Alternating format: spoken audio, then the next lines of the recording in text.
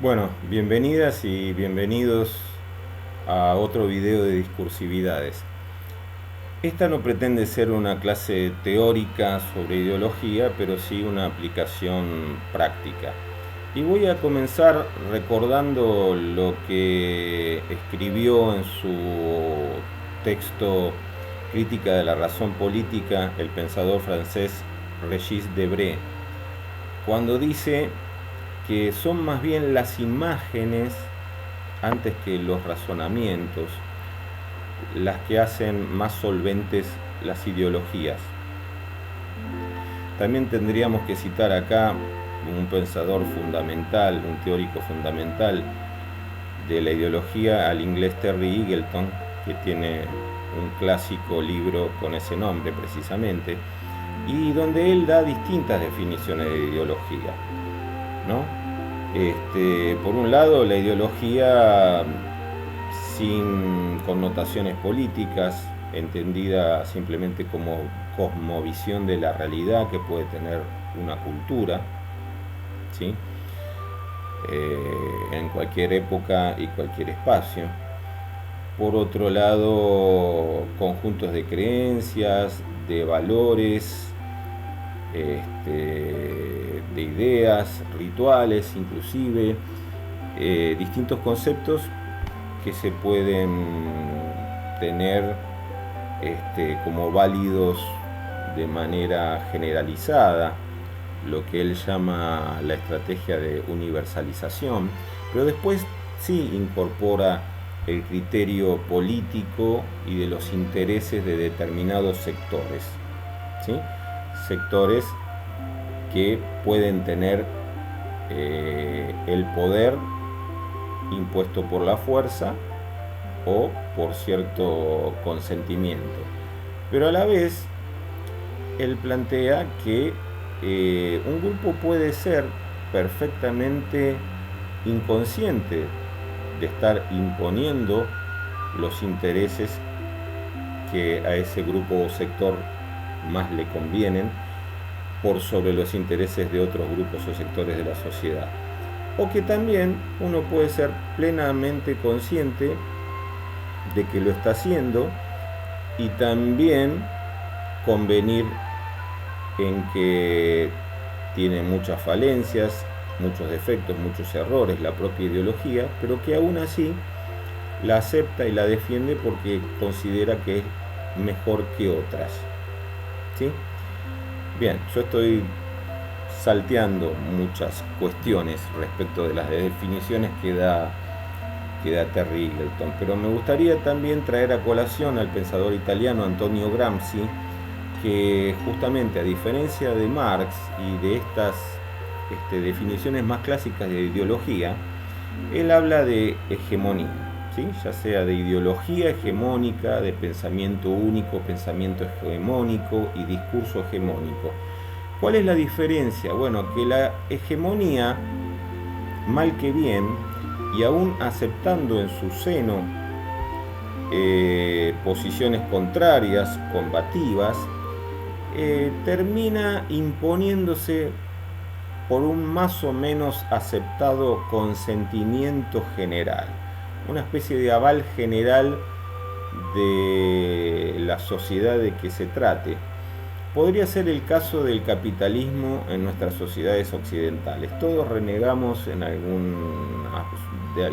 de alguno o de varios aspectos de la ideología capitalista, pero al fin y al cabo, a una regañadientes, seguimos sosteniéndolo porque no buscamos otras formas políticas de gobierno, o consideramos que no está reñido el capitalismo con la democracia.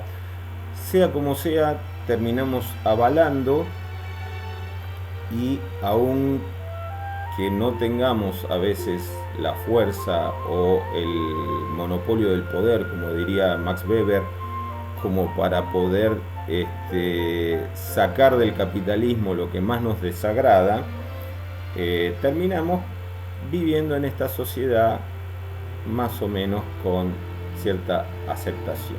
Bueno, ese aval, ese sometimiento consentido sería lo que Gramsci llama aproximadamente, ¿sí? Hegemonía, ¿sí? Y ¿por qué hablo respecto de esta película, Los 300, de que representa de alguna manera una alegoría de la imposición de la ideología o del pensamiento hegemónico de la supremacía blanca anglosajona en Estados Unidos? Bueno, porque vamos a ver que de una manera bastante subliminal uno ve la película y no hace las asociaciones, que nosotros vamos a hacer. Es necesario encadenar varios rasgos, varias cuestiones que están separadas, distantes a lo largo de la película, y que si no conocemos un poco de historia no las ponemos en duda tampoco, como para advertir que de manera subliminal hay un trasfondo donde tenemos por un lado al grupo de los espartanos, que parece un comando de marines, un grupo de élite de combatientes norteamericanos, ¿sí? Aparte con una, digamos, hegemonía estética de cuerpos que ustedes saben en gran medida fueron trabajados por medio de la magia del cine, no en todos casos eran cuerpos traídos del gimnasio directamente, sino que se hicieron montajes. Pero del otro lado están los persas. Sí, los persas fueron los enemigos históricos en esa batalla de las Termópilas, donde murieron los 300 espartanos.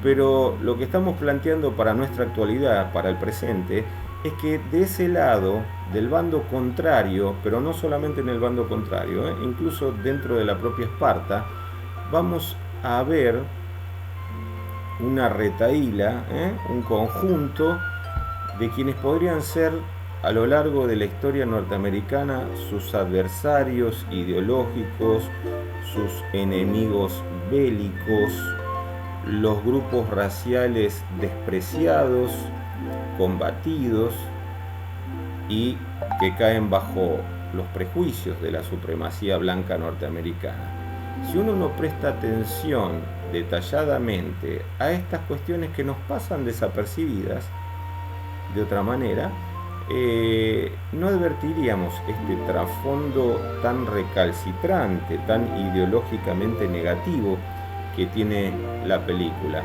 porque también la ideología tiene esto para quienes somos receptores o destinatarios, que como en los mejores trucos de magia, los magos no hacen realmente magia o algo sobrenatural.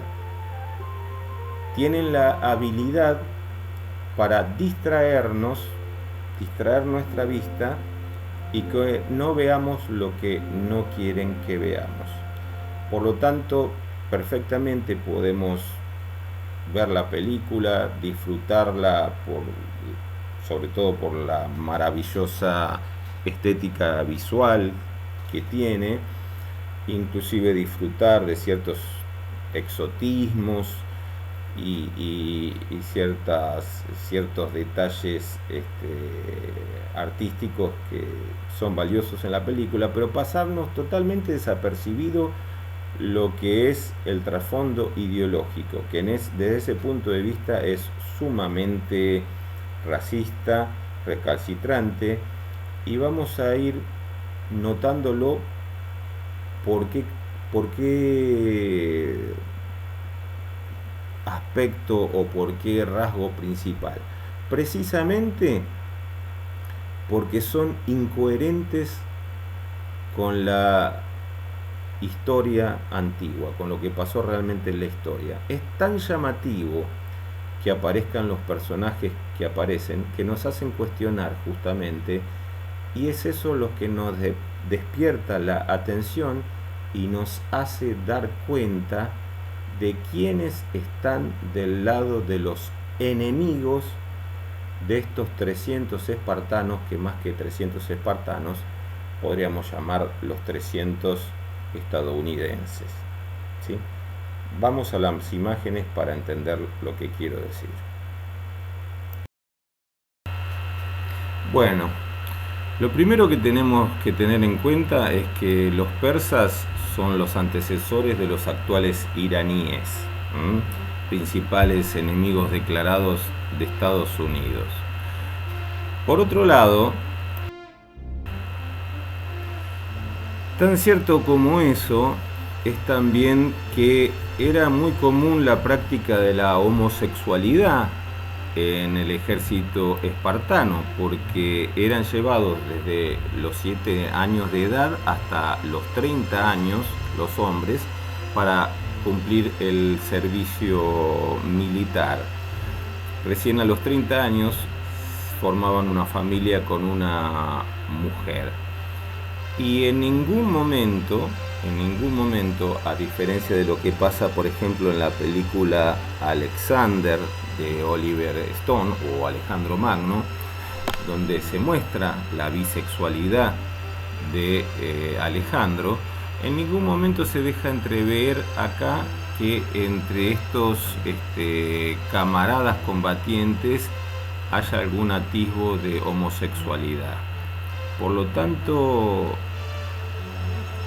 si bien es una omisión, no es algo manifestado explícitamente, por omisión podríamos pensar que están teniendo una actitud homofóbica, porque hay una carencia muy importante, que es admitir que efectivamente los espartanos practicaban la homosexualidad durante sus años de servicio militar. Por lo tanto, podríamos hablar de una actitud homofóbica, posiblemente. La siguiente y flagrante incoherencia histórica que podríamos mencionar, o solamente podríamos aceptarlo como una gran excepción, es que haya emisarios y generales de raza negra en el ejército de Jerjes, en el ejército persa. Si bien había hombres de raza negra, africanos nubios, que habitaban principalmente el sur de Egipto, y Egipto era una provincia muy importante dentro del imperio persa, los egipcios mismos eran de raza camita, no eran de raza negra como el actor que estamos viendo en el rol protagónico de emisario o embajador en este caso. Por lo tanto, es muy llamativo que aparezca este tipo de embajador de raza negra africana, más bien del centro de África. Si bien no soy un especialista en materia racial, pero no coincide con el típico sátrapa o gobernador egipcio de raza camita, sino con otro tipo racial africano, que además vamos a ver cómo Leónidas de una patada lo echa al fondo de un abismo, de un pozo, ¿sí?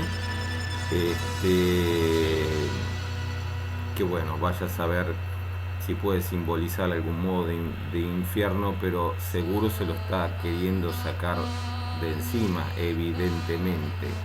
Y esto lo digo con doble sentido, con cierto sarcasmo.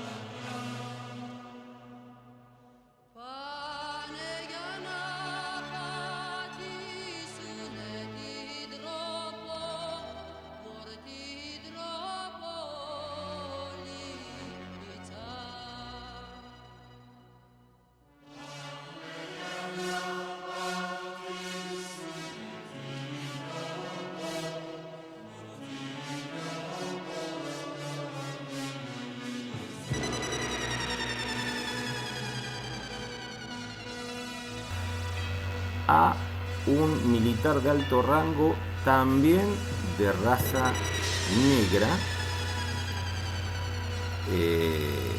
un africano que no coincide tampoco con el tipo racial de Egipto, de Túnez, de Argelia o de Libia, ¿sí? Sino más bien con razas negras del centro de África, lo cual también es llamativo. Lo cual es tan llamativo, decía, como el hecho de que Jerjes, fíjense, no tenga rasgos realmente persas. Parece, el actor es evidentemente un actor latino o hispano, con rasgos muy característicos de esta raza. ¿Y a qué se debe que esté representado por un actor que tiene más esa apariencia? Comparemos con el que representa a Darío en Alejandro Magno de Oliver Stone, que sí, este actor sí da de alguna manera con el tipo racial del rey persa, pero para nada Jerjes, ni por su indumentaria, ni por sus características raciales, ni por su calva, por nada. Parece más bien realmente un latino, un hispano, ¿sí? Eso es bastante evidente.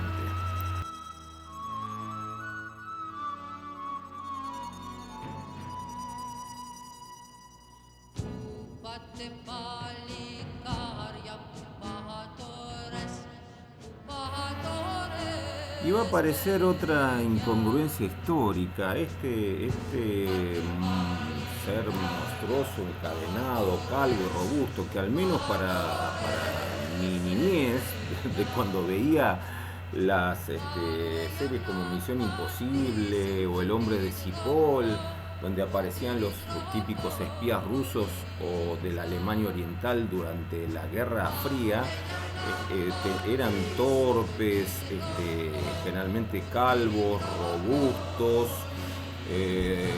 de facciones recias, nada delicadas y brutales, como aparenta ser este hombre que no se sabe realmente de dónde proviene, ¿no? De dónde lo han sacado.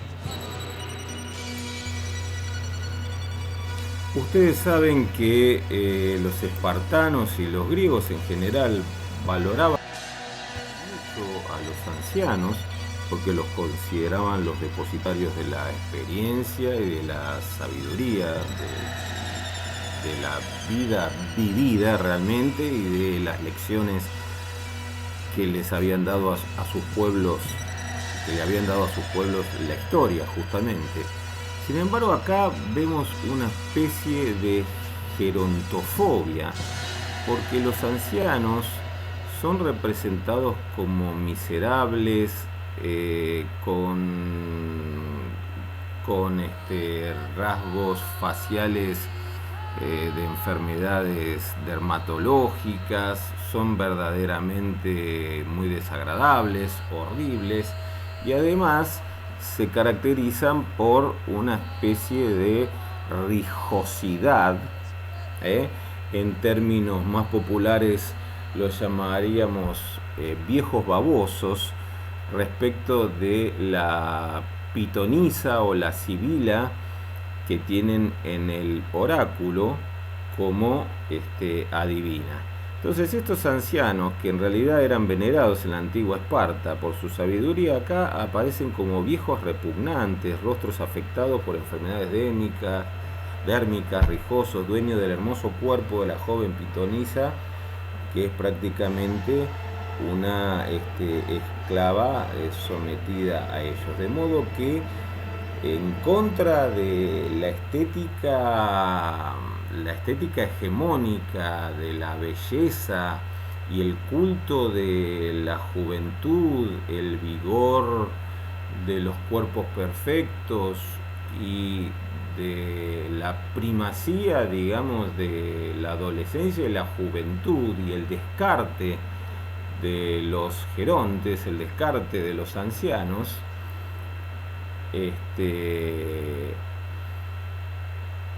justamente esto es algo absolutamente contradictorio con la Esparta de aquella época, pero perfectamente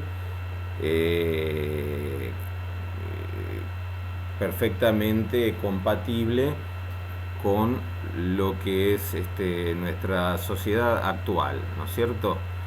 Siempre sobrevalorando justamente un determinado modelo estético y dejando en un segundo plano a la gente mayor, a los ancianos, ¿sí? E inclusive muchas veces proclamando la eutanasia como una simple forma de descarte también, de sacarse de encima una carga que para el capitalismo representan también los hombres y las mujeres mayores. No olvidemos que en varios países se han propuesto reformas donde siempre se perjudica y se demuestra bastante poco respeto por los ancianos, ¿no? Más que nada me estoy refiriendo a medidas de tipo previsional, medidas gubernamentales donde se bajan los montos de las jubilaciones y aumenta la edad de prestación de servicios laborales y demás, una serie de resoluciones que perjudican realmente la salud y el estado de los hombres y las mujeres en edad justamente de merecer su debido descanso, ¿no? Hablando de capitalismo y modos de producción precisamente, saben que yo había, no sé cómo va a quedar esta parte, porque yo había grabado una secuencia original de la parte del oráculo de Delfos con los sacerdotes ancianos y la pitonisa, pero recibí un bloqueo de contenido de parte de YouTube, así que tuve que recurrir a fotogramas, lo cual es menos dinámico y más aburrido. Bueno, espero que lo que estoy diciendo se pueda oír y ver en el video que estoy ahora volviendo a grabar.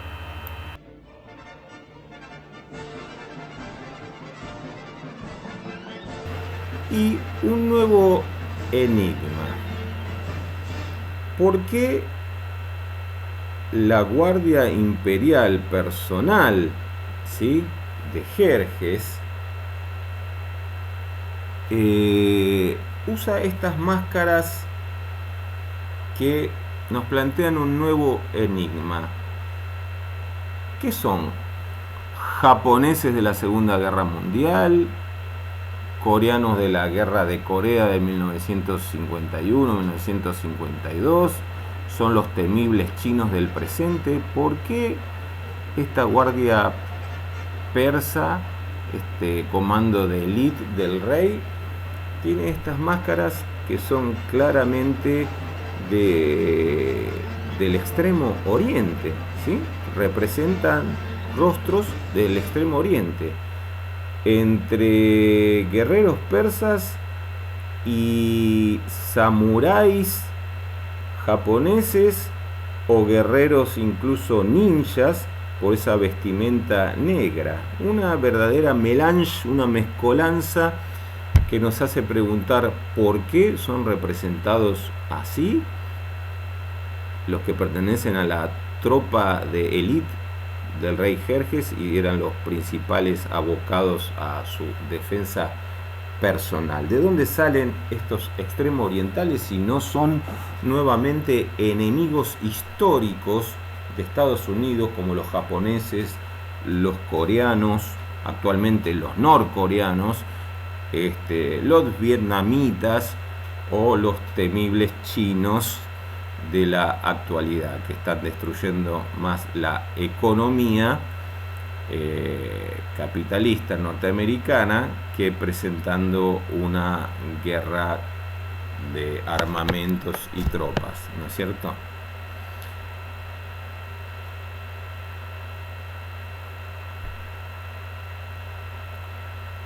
Entonces, por ese motivo,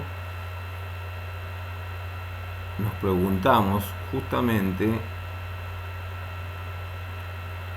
cómo es que se pueden explicar tantas incongruencias, tanta falta de rigor histórico evidente, con estas máscaras niponas o chinas en soldados que deberían ser persas, persas puros, o por lo menos de otras naciones, pero que estaban bajo la égida del imperio persa. Y les aseguro que ni los chinos, ni los coreanos, ni los japoneses estaban dentro de los territorios persas, ¿sí? Otro tipo de pueblos del Asia Central y del Oriente Medio o del Cercano Oriente, sí, pero no del Extremo Oriente. Y ahora pasamos a ver que de alguna manera desde una moral de la derecha estadounidense, podríamos decir desde esa óptica, el harem de Jerjes es mostrado con connotaciones diabólicas, de total lujuria, pero también condenable lesbianismo, mujeres que son o transexuales mutilados, o mujeres con rostros desfigurados, una sensualidad así voluptuosa, pero contagiada inevitablemente también de morbo, muy diferente de la heroica y ejemplar belleza, por ejemplo, que presenta la noble reina espartana, esposa de Leónidas, ¿no es cierto? Y este es el harem con que intentan tentar justamente a Efialtes, el espartano deforme, que justamente ha sido salvado contra toda expectativa de lo que eran las costumbres espartanas, porque practicaban la eugenesia. En caso de nacimiento de niños débiles o enfermizos, eran sacrificados, eran lanzados desde el monte Taigetos para matarlos, ¿sí? De modo que practicaban la eugenesia. Y Efialtes se ha salvado precisamente por tener padres amorosos que lo han dejado vivir justamente. Y él está resentido porque no puede formar parte del ejército de los 300. Bien. Mientras tanto, sobreviene una escena en que mi juicio puede resultar cuestionable, subjetivo, pero que a mí me parece que es una escena traumática grabada en el inconsciente colectivo norteamericano, mi modo de ver, que es la decapitación de Ástinos, ¿sí? El hijo del principal capitán, del capitán que es la mano derecha del rey Leónidas. Esa decapitación del joven Ástinos tiene ciertos ecos, a mi modo de ver, figurativamente, desde el punto de vista de lo que podría ser la fantasmática del inconsciente, tiene ecos de la caída de las Torres Gemelas. Busquen un video de la caída de las Torres Gemelas y van a ver este desplome de un cuerpo. Apliquemos la imaginación metafórica y sigamos la escena. Acá vemos que el padre empieza a advertir que su hijo va a morir, pero ya es tarde, es decapitado, y observemos cómo el cuerpo erguido se desploma totalmente.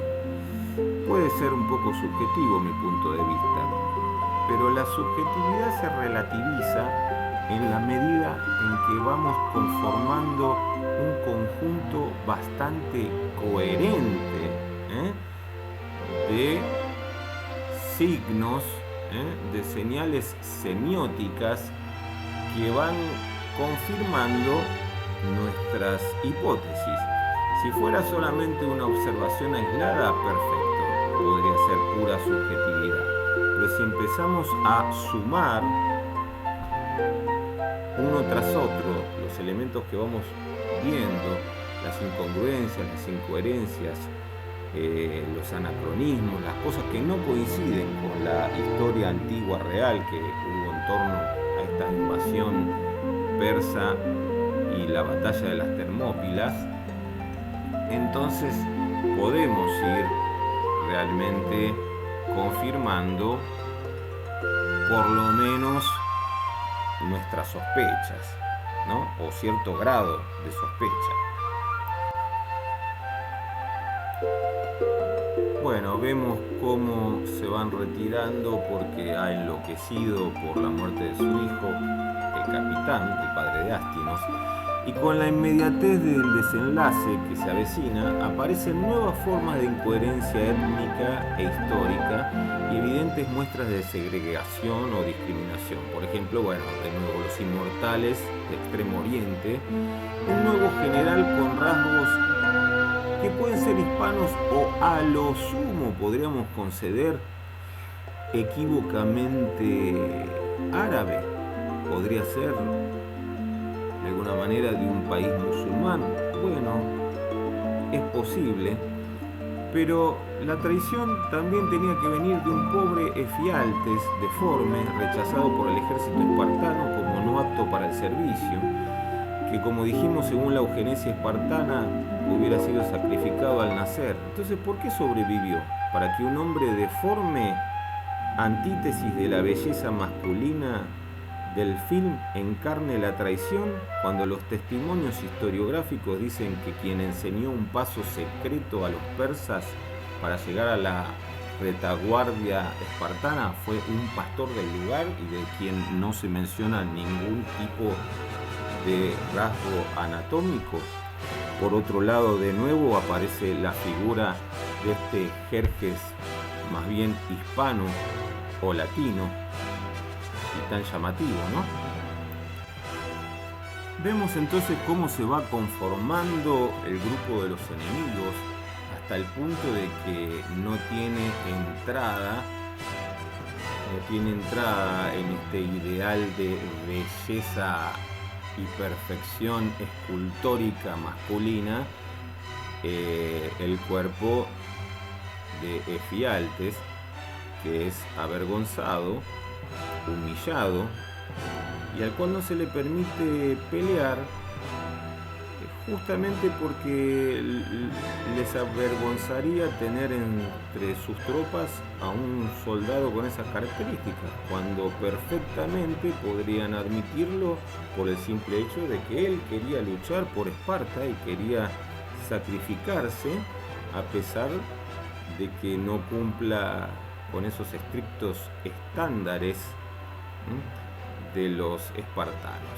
Bueno, hasta ahora vimos la supremacía blanca anglosajona de Estados Unidos desnudando sus prejuicios y desprecios sin ocultamientos, revivir sin fundamentación arqueológica e historiográfica defendible representaciones típicas y paranoides de sus enemigos históricos, racismos antiguos y actuales, homofobia, gerontofobia, cierta misoginia, ¿sí?, segregación capofóbica, es decir, contra la fealdad, pero prepárense para un golpe propio del Ku Klux Klan, si podemos así llamarlo, porque esto es como la culminación de toda la discriminación, todos los tipos de discriminación que venimos observando.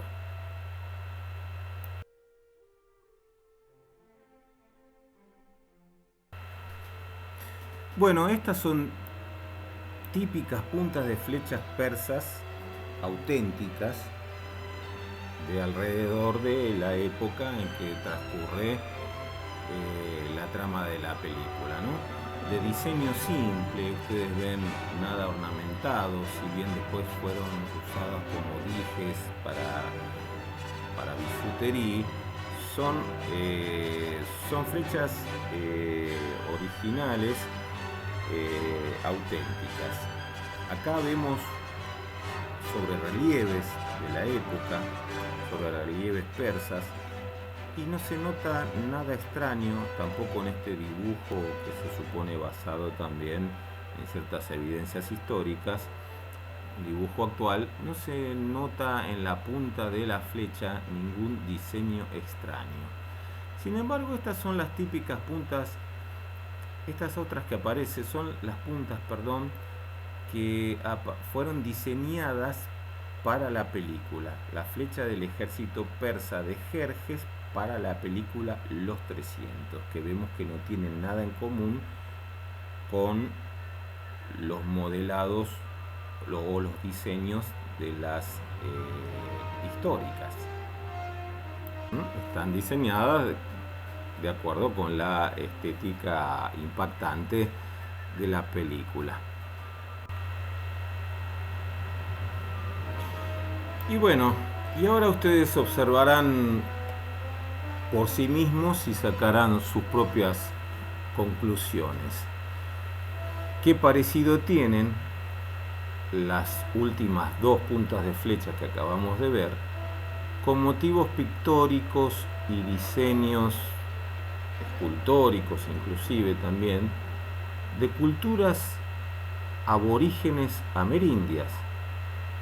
Quizás yo estoy invadido de mucha subjetividad o quizás estoy desvariando, pero no me parece. Si observamos detenidamente, vamos a ver que realmente hay un parecido bastante notable entre ciertos diseños aborígenes nativos americanos y las puntas de flecha que aparecen en el ejército de Jerjes.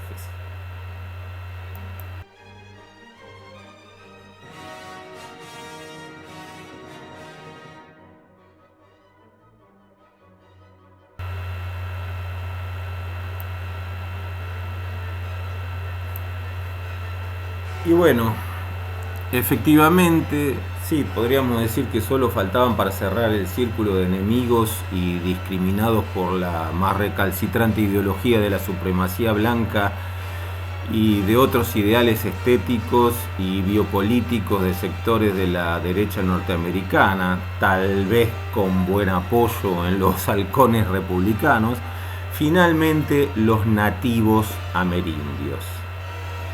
¿O todo fue una mera coincidencia? A veces la ideología desfila ante nuestros ojos sin que la lectura de una simple isotopía como la que hemos recorrido nosotros nos descubra la clave que da coherencia a todo el relato. Y así es como se delatan ante nuestros ojos, ideologema tras ideologema, desnudando la trama de trasfondo, la trama subliminal, pero en definitiva lo que sintetiza una ideología coherente que a mi modo de entender está flagrantemente presente en la película, por lo menos en la primera parte de Los 300. Bueno, les agradezco su compañía.